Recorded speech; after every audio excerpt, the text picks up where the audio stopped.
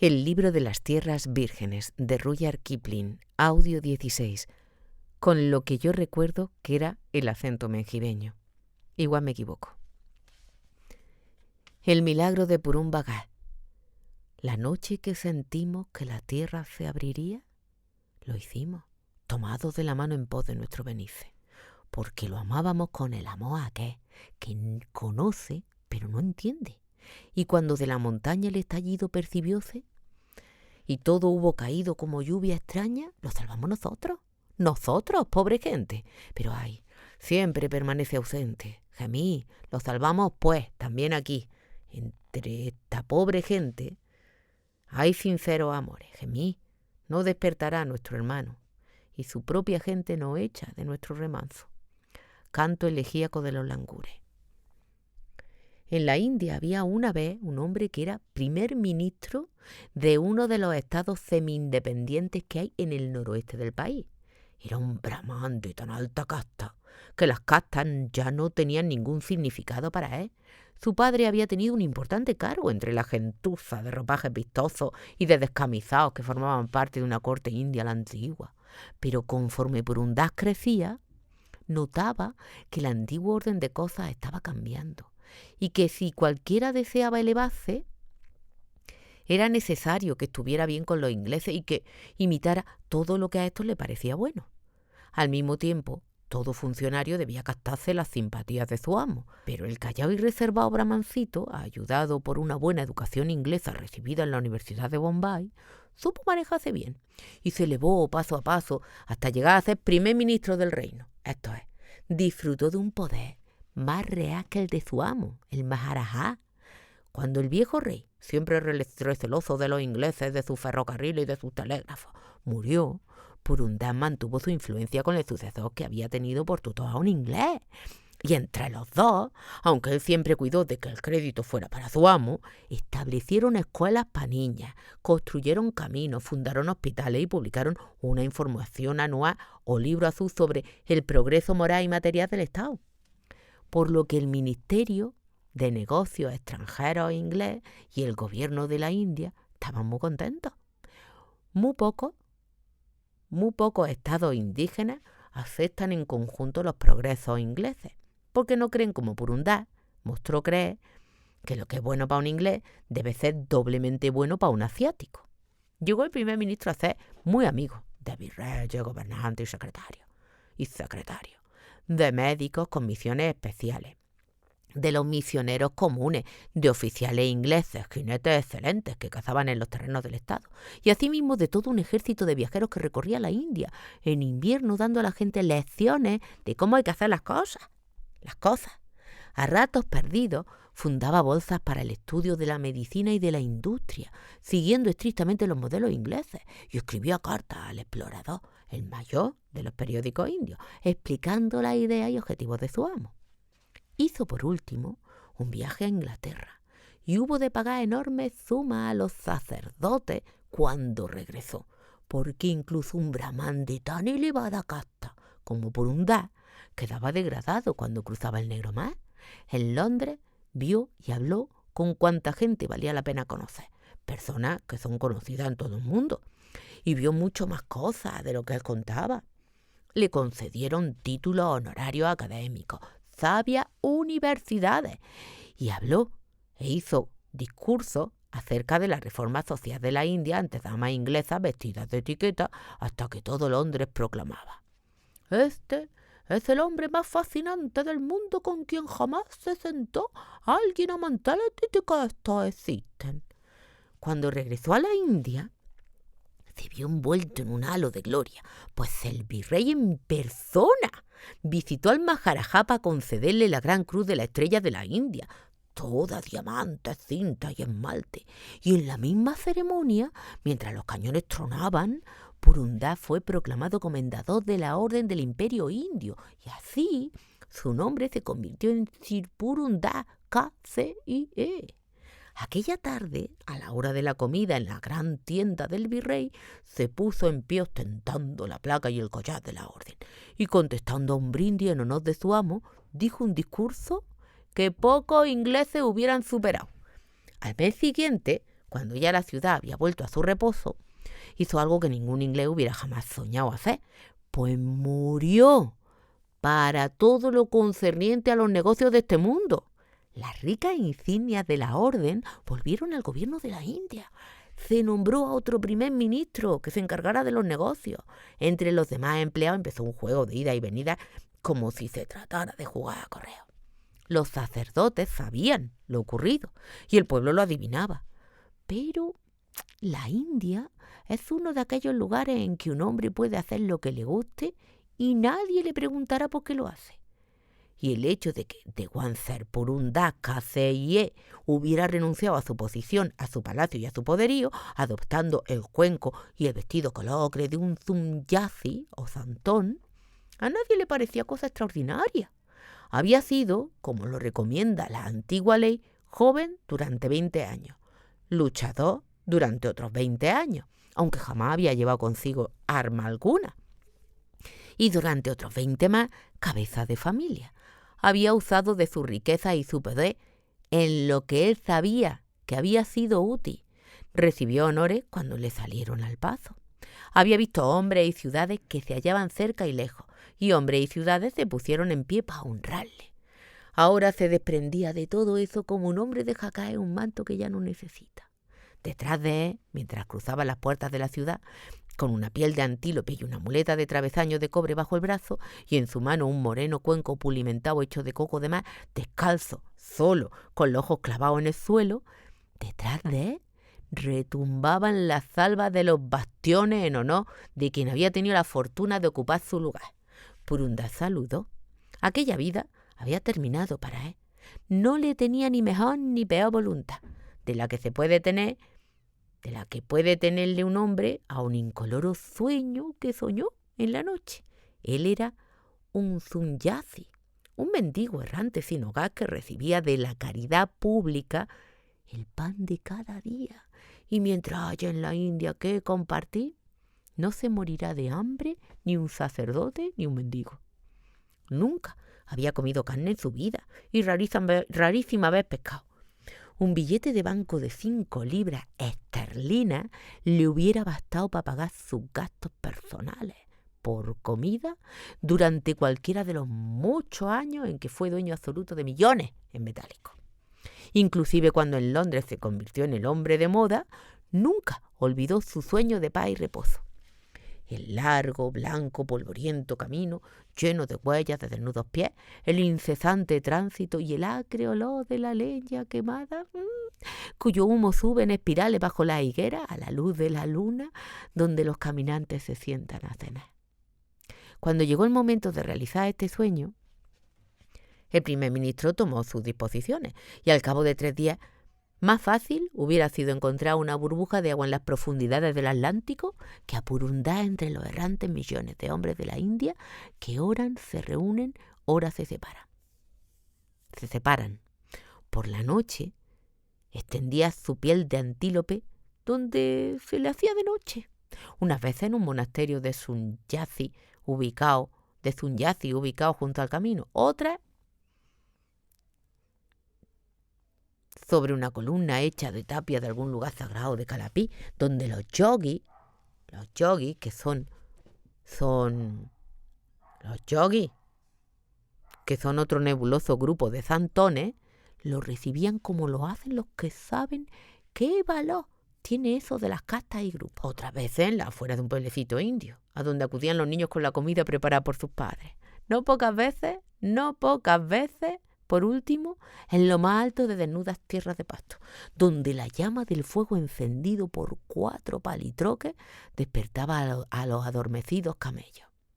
Todo era lo mismo para Purun Das, o Purun Bhagat, como ahora se llamaba a sí mismo.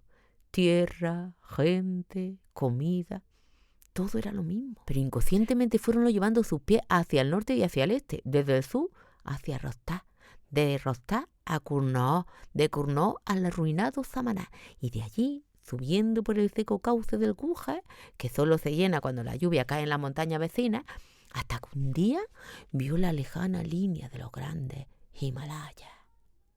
Entonces sonrió Purun-Bhagat porque se acordó que su madre era de origen brahmánico, de la raza de los Rajputras, allá por el camino de Kulu, una montañesa pues que siempre echaba de menos la nieve.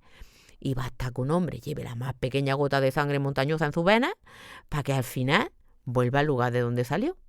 Allá abajo, dijo Purun-Bhagat, subiendo de frente por las primeras lomas de los montes Zegualí, donde los cactos se yerguen como candelabros de 7 brazos.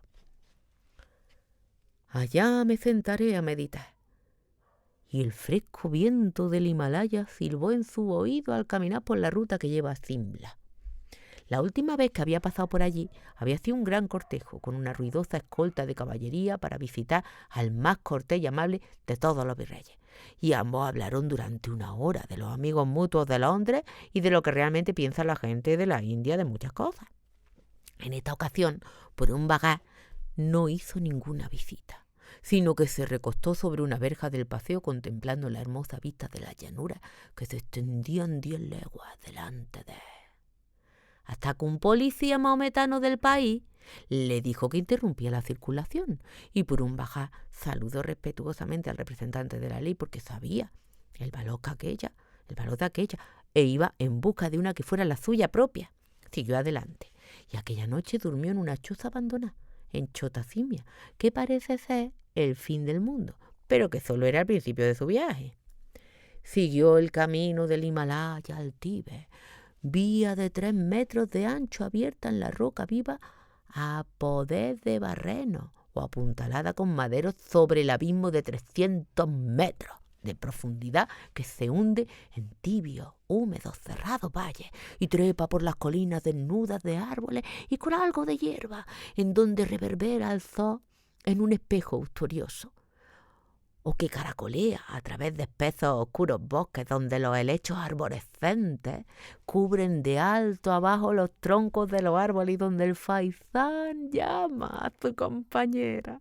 Se encontró con pastores del Tíbet, con sus perros y rebaños de carneros, y cada carnero llevaba una bolsita con borás sobre su espalda, con leñadores errantes, con lamas del Tíbet que llegaban en peregrinación a la India, cubiertos con mantos y abrigos, con enviados de pequeños y solitarios estados perdidos entre montañas, que corrían la posta rápidamente en caballitos cebrados o píos, o bien se encontró con la cabalgata de un rajá que iba a hacer una visita, o también le ocurría no ver a nadie en un claro y largo día, ese turoso negro que gruñía y desenterraba raíces allá abajo, en el valle.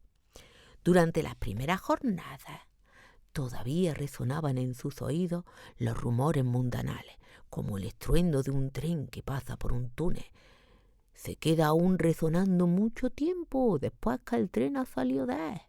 Pero una vez que dejó atrás el paso de Muteane, todo terminó y Purun-Bhagat se quedó a solas consigo mismo, caminando, vagabundeando y pensando, clavado el ojo en el suelo y con sus pensamientos en las nubes. Una tarde cruzó el más alto desfiladero que había encontrado hasta entonces. La ascensión habíale tomado 2 días y se encontró frente a una línea de nevados picos que ceñían todo el horizonte. Montañas de 5 a 6.000 metros de altura que parecían lo suficientemente cerca para alcanzarlas de una pedra, pero que en realidad se encontraban a 14 o 15 leguas de distancia. El desfiladero estaba coronado de un denso y oscuro bosque de deodoras, castaños, cerezos silvestres, olivos y perales también silvestres, pero principalmente deodoras, que son los cedros del Himalaya. A la sombra de estos árboles se levantaba un templo abandonado dedicado a Kali, que es Durga, que es Citala y que recibe adoración por virtud contra la viruela. Purun-Bhagat barrió el suelo de piedra, sonrió a la estatua que parecía hacerle una mueca. Con barro arregló un hogar donde pudiese encender fuego detrás del templo. Extendió su piel de antílope sobre un lecho de pinocha verde. Apretó bien su bairagi, su muleta con travesaño de cobre, bajó la sila y se sentó a descansar.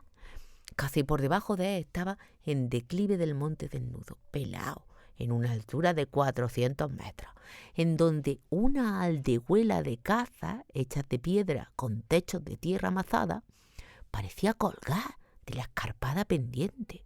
En derredor se extendían estrechos terrenos en forma de terraplenes, como delantales formados de retazos y puestos sobre la falda de la montaña. Y vacas que parecían tener tamaños escarabajos pasían en los espacios que quedaban entre los círculos empedrados de pulidas piedras que servían de eres. Al mirar a través del valle, el ojo se engañaba sobre el tamaño de las cosas. Al principio no podía convencerse de que lo que parecía un grupo de arbustos al lado de la montaña era en realidad un bosque de pinos de 30 metros de alto. Por un vagar vio a un águila hundiéndose en la enorme hondonada. ¡Guau! ¡Qué bonita el águila! Pero la inmensa ave pareció ir decreciendo en tamaño hasta no ser más que un punto antes de que llegara a la mitad del camino. Grupos de nubes enfilaban por el valle, enredándose en la cima de la montaña o elevándose para desvanecerse cuando llegaban a la altura de los picos en los desfiladeros. «Aquí hallaré la paz», se dijo por un vagar. Ahora bien, para un montañés no cuenta unas cuantas docenas de metros más abajo, más arriba, y tan pronto como los aldeanos vieron humo en el templo abandonado, el sacerdote del pueblecillo subió por la ladera de terraplenes para saludar al forastero. Al fijar su mirada en los ojos de Purunbagá, ojos de hombre acostumbrado a mandar a miles de hombres, se inclinó hasta el suelo, cogió el cuenco sin decir palabra y regresó a la aldea diciendo: «Por fin tenemos un santón. Nunca vi hombre como este. Es un hijo de los llanos, pero de color pálido. Es la quinta esencia de un brahmán». Entonces todas las mujeres de la aldea dijeron: «¿Crees que permanecerá con nosotros?». Y cada una hizo cuanto pudo para cocinar los más sabrosos manjares para el vagar. La comida montañesa es muy simple, pero con alforfón, maíz, pimentón, pescado del río que corre por el valle, miel de las colmenas, construida en forma de chimenea sobre las paredes de piedra, albaricoques secos, azafrán de la India, jengibre silvestre y tortas de harina de trigo. Una mujer que quiera lucirse puede hacer muy buenas cosas. Y estaba bien lleno el cuenco cuando el sacerdote se lo llevó a vagar. El sacerdote se lo llevó a vagar. ¿Pensaba quedarse allí?, preguntó.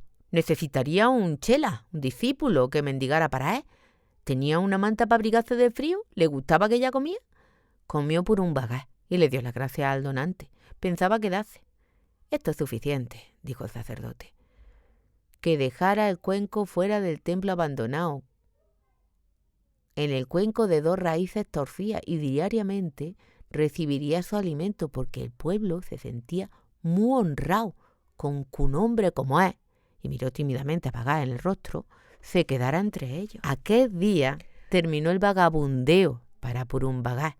Había llegado al sitio que le estaba destinado, a un lugar todo silencio, espacio. Después de esto se detuvo el tiempo y él, sentado a la entrada del templo, no podía decir si estaba vivo o muerto, si era hombre con control sobre los miembros de su cuerpo o si formaba parte de los montes, de las nubes, de la mudable lluvia y de la luz del sol.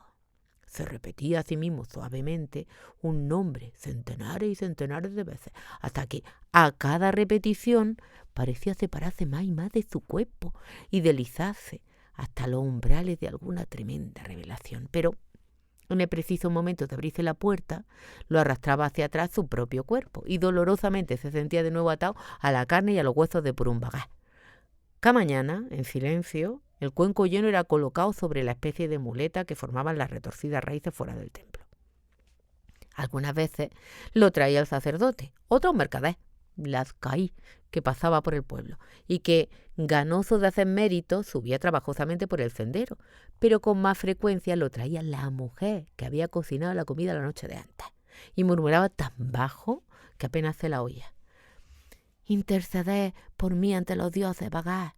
Rogad por fulana, la esposa de Mengano». En ocasiones se le permitía igual o no algún muchacho atrevido, Y Purumbagá lo oía colocar el cuenco y echar a correr, tan aprisa como sus piernas se lo permitían. Pero el Bagá nunca descendió hasta el pueblo, al cual veía extendido como un mapa a sus pies. Podía ver también las reuniones que se celebraban acá en la tarde, en el círculo donde estaban las eras. Pues era este el único terreno llano que había. Podía ver el hermoso y poco nombrado verdor del arroz cuando es joven, los colores de azul, de añil, del maíz, los trozos de terreno donde se cultivaba el alforfón semejantes a diques, y en su estación propia la roja flor del amaranto, cuyas pequeñas semillas, puesto que no son ni grano ni legumbre, puede comerlas todo indio en época de ayuno, sin faltar por ello en lo más mínimo. Cuando el año llegaba a su fin, los techos de las chozas parecían cuadraditos de purísimo oro, porque sobre los techos ponían los aldeanos las mazorcas de maíz para que se secaran. La cría de abejas y la recolección de los granos, la siembra del arroz y su descascarillado pasaron ante su vista. Todo como bordado allá abajo, en los trozos de campo de 1000 distintas orientaciones. Y él meditó sobre todo lo que abarcó su vista, preguntándose a qué conducía todo aquello, en último y definitivo resultado. Hasta en los lugares poblados de la India, un hombre no puede sentarse y permanecer completamente quieto durante un día sin que los animales salvajes corran por encima de su cuerpo como si fuera una roca. Y en aquella soledad, muy pronto los animales salvajes, que conocían muy bien el templo de Kali, fueron llegando para mirar al intruso. Los langures, los grandes monos de grises patillas del Himalaya, fueron naturalmente los primeros, porque siempre están devorados por la curiosidad que los mata la curiosidad. Una vez que tiraron el cuenco, haciéndolo rodar por el suelo, y probaron las fuerzas de sus dientes en el travesaño de cobre de la muleta y le hicieron muecas a la piel del antílope, decidieron que aquel ser humano, que allí estaba sentado tan quieto, era inofensivo. Al caer la tarde, saltaba desde los pinos. Pendían con las manos algo para comer y luego se alejaban balanceándose en graciosas curvas. También le gustaba el calor del fuego y se apiñaba en derredor de él hasta que Purumbagá tenía que empujarlo a un lado para echar la leña. Más de una vez se había encontrado por la mañana con que un mono compartía su manta. Durante todo el día, uno y otro de la tribu se sentaba a su lado, mirando fijamente hacia la nieve, dando gritos y poniendo una cara indeciblemente sabia y triste. Después de los monos, llegó el Barashin, ciervo de especie parecida a los nuestros, pero más fuerte. Llegaba hacia allí para restregar el terciopelo de sus cuernos contra las frías piedras de la estatua de Kali. Y pateó al ver en el templo a un hombre, pero Purumbagá no hizo el menor movimiento. Y poco a poco el magnífico ciervo avanzó oblicuamente y le tocó el hombro con el hocico. Deslizó Purumbagá una de sus frías manos por las tibias astas y el contacto pareció refrescar al animal, que agachó la cabeza, y Purumbagá siguió restregando muy suavemente y quitando la terciopelada capa. Después el Barashin trajo a su hembra y a su cervato, mansos animales que se ponían a mascar sobre la manta del santón. Otras veces venía solo de noche, reluciéndole los ojos con reflejos verdosos por la vacilante luz de la hoguera para recibir su parte de nueces tiernas. Por último acudió también el ciervo almizclero, el más tímido y casi el menor de los ciervos.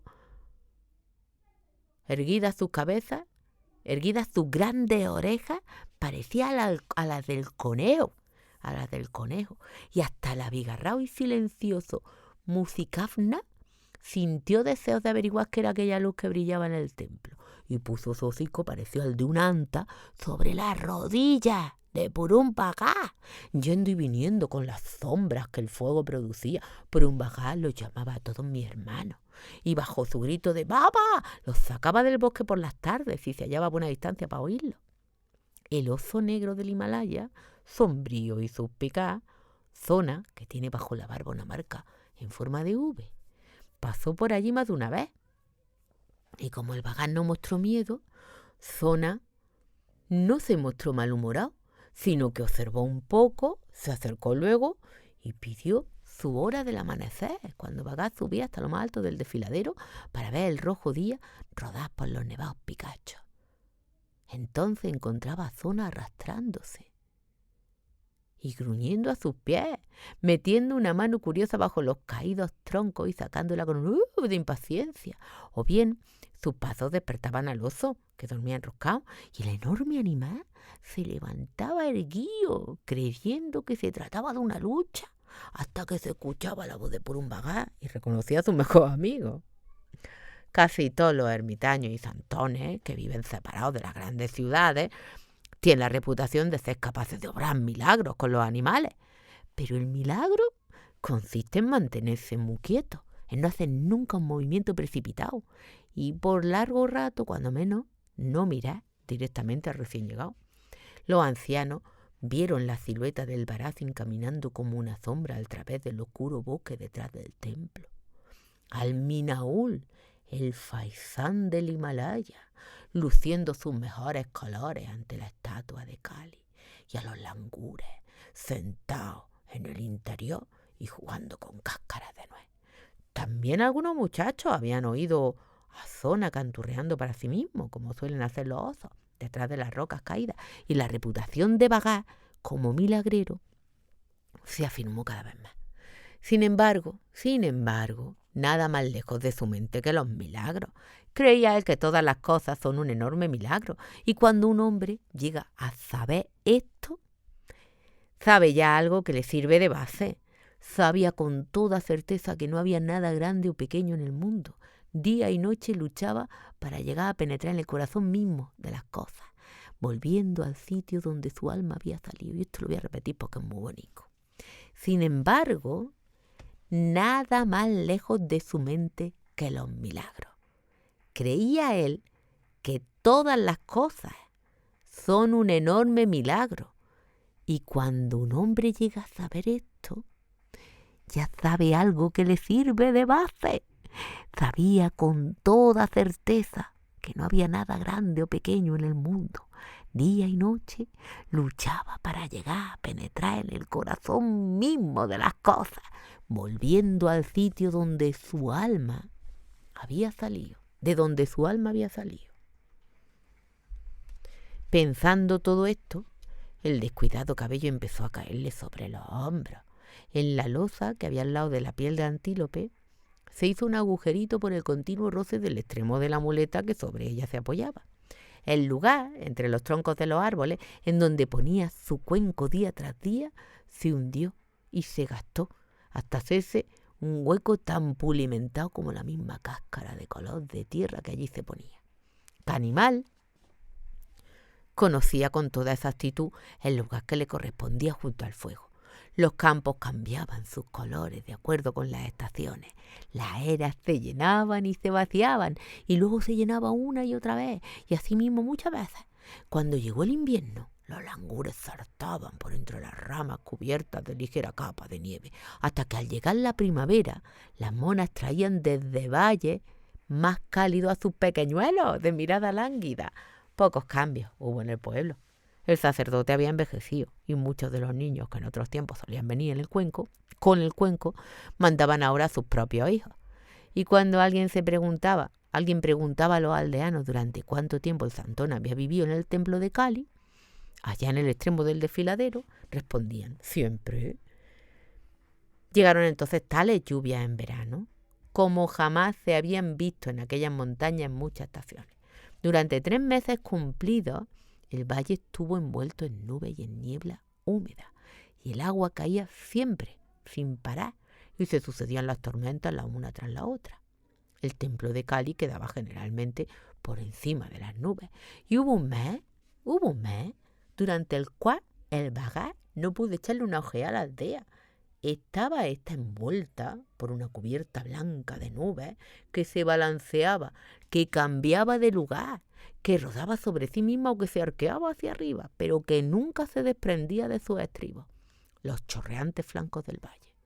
Durante todo este tiempo no escuchó sino el sonido de millones de gotas de agua sobre las copas de los árboles y por debajo de ellas, siguiendo el suelo, atravesando la pinocha, cayendo a gotas de las lenguas de enlodado helecho y lanzándose en fangosos canales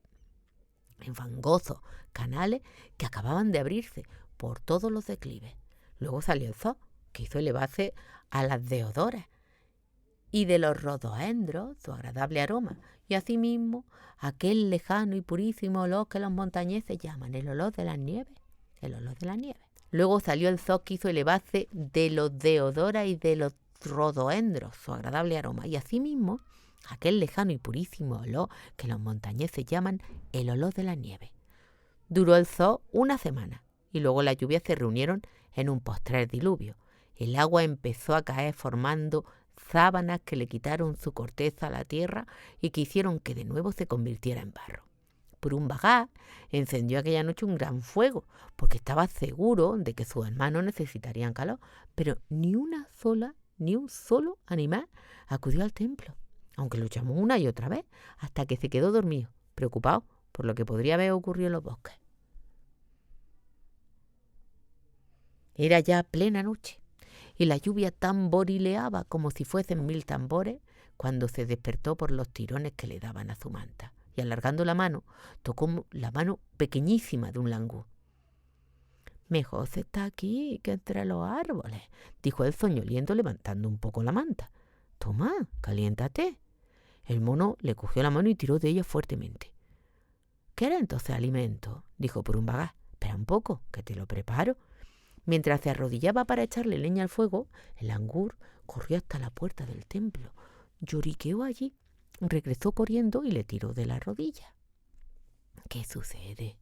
¿Qué te ocurre, hermano?», dijo Purun-Bhagat, porque los ojos del langur decían muchas cosas que el animal no podía manifestar, a menos que alguno de su casta haya caído en una trampa.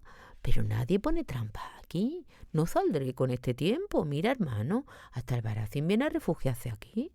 Al entrar a grandes pasos en el templo, las astas del ciervo golpearon contra la grotesca estatua de Kali.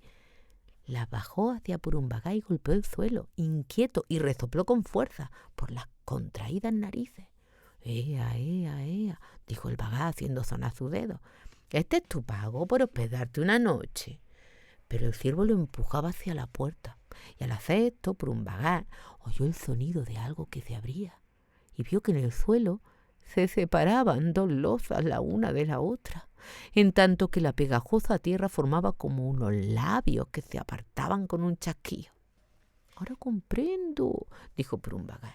«No es extraño que mis hermanos no se sentaran en torno al fuego esta noche. La montaña se hunde, y sin embargo, ¿por qué marcharme?». Cayeron sus ojos en el vacío cuenco y cambió la expresión de su rostro. «Me dieron comida diaria desde que me encuentro aquí, y si no me doy prisa, mañana no habrá ni un alma en el valle. Indudablemente tengo que ir a advertirle a todos de lo que pasa. Atrás, hermano, déjame llegar hasta el fuego». Retrocedió el Baracín de mala gana, y Purun-Bhagat cogió una antorcha, la hundió en las llamas y la revolvió hasta que estuvo bien encendida. «Ay, viniste a avisarme», dijo levantándose. «Ahora deberemos hacer algo mucho mejor, mucho mejor. Vamos afuera ahora y préstame tu cuello, hermano, porque no tengo sino 2 pies». Se agarró con la mano derecha de la cerdosa crucera del Baracín, sosteniendo con la mano izquierda la antorcha, y salió del templo hundiéndose en la terrible noche. No se sentía el menor soplo de viento, pero la lluvia casi apaga la tea al deslizarse el gran ciervo por la pendiente resbalándose sobre la anca. En cuanto salieron del bosque, más hermanos del Bhagat se unieron a él. Oyó, aunque no podía verlo, que los langures se apiñaban en torno a él y tras él resonaba el de zona. La lluvia tejió su largo pelo de tal modo que parecían cuerdas. El agua lo salpicaba al poner en ella los pies desnudos y su amarillo ropaje se pegaba a su frágil cuerpo envejecido. Pero él seguía adelante, con paso firme, apoyándose en el Baracín. Ya no era un santón, sino Serpurun-Das Kazeye, primer ministro de un estado que ya no era pequeño.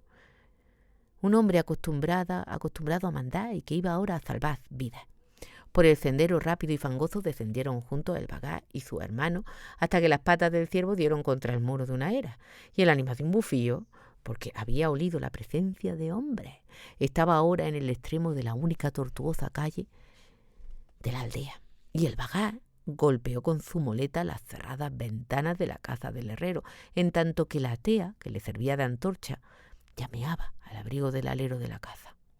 «¡Levántense y salgan a la calle!», gritó por un vagá, y él mismo no reconoció su propia voz, porque hace muchos años que no hablaba en voz alta a ningún hombre.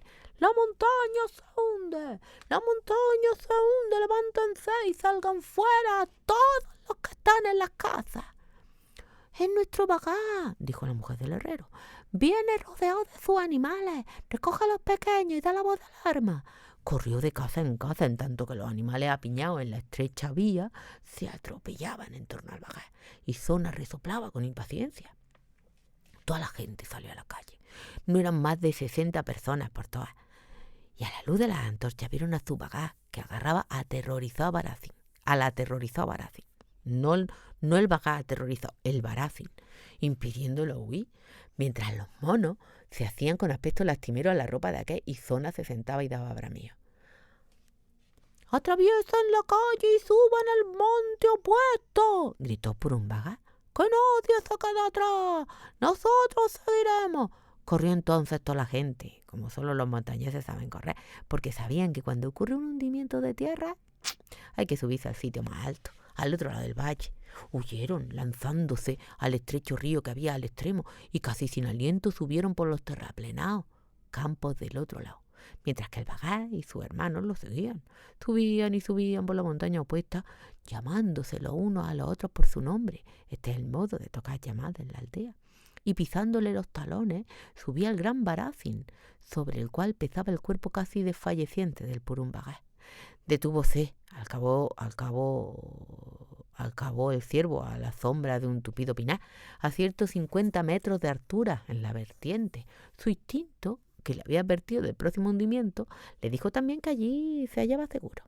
A su lado cayó casi desmayado por un vagá, porque el frío de la lluvia y aquella desesperada ascensión lo estaban matando. Pero antes le había dicho a los desparramados porteadores de antorchas que iba a la cabeza. «Deténganse y cuenten a toda la gente». Y luego murmuró